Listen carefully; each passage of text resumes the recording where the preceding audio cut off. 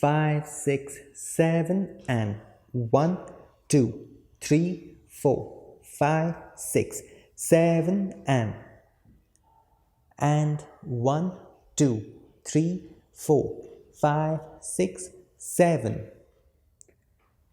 and 1, 2, 3, 4, 5, 6, 7, and 1, 2, 3, 4, 5, 6, 7. Okay guys, let's break down the basic 2 or the side step. So we did and 1, 2, 3, 4, 5, 6, 7, 8. Now let's do our individual footwork for this. So I'm going to face you guys and Queen's going to face the wall, and we're going to do the basic 2 or the side basic step. And 1, 2, 3, 4, 5, 6, 7, 8. Now, if we were to do just the step without any embellishments of sorts, this is how it will look. We just go step, touch, step, touch, step, touch, step, touch. In this, I could add a little bit of the undulation that we're doing earlier. Step, touch, step, touch, step, touch, step, touch. Now we don't want to show too much change in the levels while we're dancing, just a little bit. But when we do the bending and shaking of the knees, it directly impacts what the hips are doing. So that's why we're doing that. So we're going and 1, and 2, and 3, and 4. Now without footwork, this is what we're doing with the knees. We face each other and we go and 1, and 2, and 3, and 4, and 5, and 6, and 7, and 8. And 1, and 2, and 3, and 4, and 5, and 6, and 7, and 8. Now with the hips, this is, guys, for you to practice. This is not necessary that you do it just in your first attempt to Kizomba, but you want to build your basic step needs to be getting richer and richer in the feel and the flavor of this of the dance, and you do that over a period of time. So this is for you to practice. I don't expect you to do it just straight away. So we're going and 1, 2, 3, 4, 5, 6, 7, 8. So if I go in the regular timing, 1 and 3 and 5 and 7, 8. So we go 1, 2, 3, 4, 5, 6, 7, 8. 1, 2, 3, 4, 5, 6, 7, 8. While we're doing this, guys, so I'm going to the left with my left foot and Equeen's going to the right with her right foot. So we're going 1. So at this point, my hips go back, and then the direction that I'm moving, my hips draws a circle in that direction. That means when I go to the left and I do the touch, my hips go from the left to the right and ends on the left side. And then when I go to the right, my hips go back first, and then as I do the touch, it goes from the right to the left. Okay, so we're going 1 and 3 and 5 and 7. Now, because we're doing the side to side lateral movement, my hips, when it goes back on the 1, so it looks more like and 1. It comes from the right to the back, 1 and 2 and 3 and 4 and 1 and 2 and 3 and 4. Okay, so keeping the hips on the back as I step on the counts helps me shift my weight as I step. Okay, so the important thing about this step is the first step where I'm actually moving.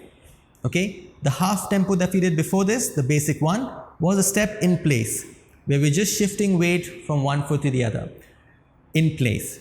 Now we're actually moving.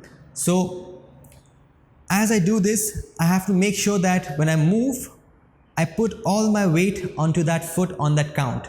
On the count of 1, I move to the left and Equine moves to her right. So all my weight goes there to that foot that I just moved. I don't want to be somewhere like 1 or even 1 where 50% of my weight is here and 50 is on the other leg. We're moving with all our weight to the side. Now when I do this touch, it's just me giving like a 20% of my weight just to assist this movement. Now whether I do the circle with my hips or not, it's still just giving like about 20% or 30% of my weight onto that foot, right? And I don't do step, touch, like a tap without any weight at all. So I go 1, 2, 3, 4, 5, 6. Now guys, when you're leading your partner into this, while you're practicing this, you need to be a little mindful. This is for the girls and for the guys as well. You need to be a little mindful about this. Always try and think of, just be conscious about the foot that you're pushing off from rather than the foot that you're stepping with. Okay? Now what I mean to say is that as I'm starting this step, I need to move to the side. That's half the deal. What I need to do is I need to make my partner move to the side with me. Same thing for the girls. When you're moving to the side, it's not you doing it by yourself. You're responding to something that your partner is making you do.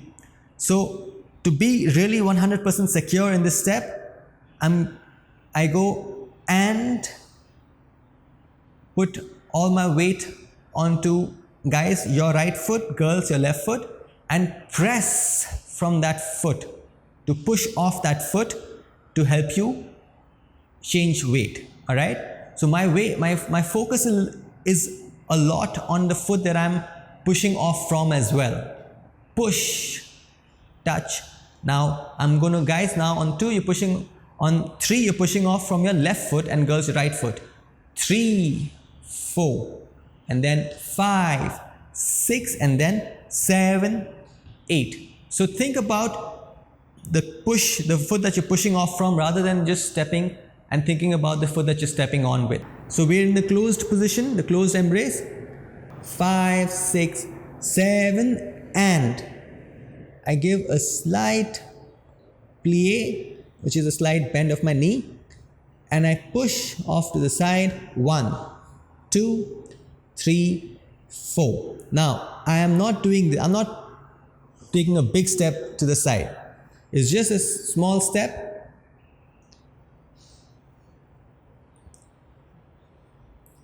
Give it the counts, and 1, 2, 3, 4, 5, 6, 7, 8. When you're doing the jinga or when you're doing any movement, you need to make sure that your hips are sort of in a neutral position.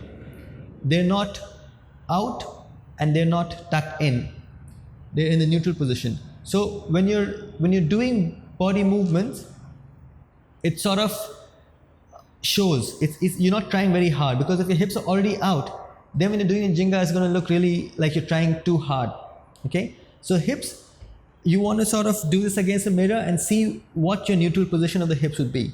If you see the position of my belt, if my hips are out too much, the line of my belt is going down. So I want to try and keep it a little, maybe not completely parallel, because if I keep it completely parallel, I'm really tucking it in too much. Okay, so maybe just somewhere in, just below the parallel line. Okay, so if you're like this, that means you're hyperextending your lower back. You want to sort of get your hips a little in. Okay, and then you see, if you tuck it in more, that means, okay, there is room to move forward. You would be somewhere here where there's room to move back, and there's room to move forward as well. So when we're doing the Jenga, there's room to move forward and back, right? Likewise, when I'm doing the side step, so I need to make sure that my hips are not already out, right? They're in the neutral position, and then I go 1, 2, 3, 4, 5, 6, 7. Another thing, as we're doing the partner work, we need to make sure that we don't go 1. So we're not going 1, 2, 3, 4. You cannot move your torso in this lateral position. Okay? So you're trying to keep your spine straight, and you're pushing off from your foot, and your hips move because of the undulation that's being caused by your straightening and the bending of the knees, but you're not moving your torso like so. Okay, so when I go into a basic 1 and 1, 2, 3, 4, 5, 6. Now if you watch a queen, her back is straight as she steps to the side, and we're trying to not go like, we're not trying to do that, okay? Because if I do this, it gives me the false understanding that I'm transferring my weight, but my weight is primarily still on that other foot. Okay, so we want to go 1, 2, 3, 4. So we need to make sure we're not moving our torso like this. Okay, let's do it from the back. 1, 2. Now guys, you could either just have this movement where you're causing the undulation, and this will hopefully cause a movement for your partner's hips, on her hips, whereas you may not be moving so much. Or you could also do the exact same thing as what she is doing. Just bearing in mind that your movement cannot be so laborious that it's making your body shake a bit, and hence your partner feels that as well. This is the same thing for the girls as well. When you're doing this movement, it has to be not felt by the partner on his chest especially, right? And maintaining whichever hold, depending on how close or far I am. I could be here. The thing is, when I'm dancing close, if I just move, she's most probably going to move with me as long as I'm connected with this arm. So I take her with me. Now if I'm dancing, maintaining some distance, I need to make sure that I have some connection over here on this side, on the closed side. Now I don't necessarily need to dance like this. You can keep your arm in a more relaxed position with the elbow slightly down. Girls, you want to sort of feel connected from this side, like you're receiving something from here, from here, from here, from here, and you're conscious about that. Okay, so I'm not here, I'm a little more relaxed with my hand here, and when I step to the side, I make sure that she feels this connection and that I'm taking her with me. And 1, 2, 3, 4. Now all I'm doing is I'm staying connected, guys. I'm not pushing her to the side, because if I push her to the side, this is exactly what would happen, as what Equine did. You're gonna dissociate her upper body from lower body. So you're just using this to stay connected and not to push, right? Okay guys, that was the basic 2 for you. Have fun with it. I'll see you in the next video.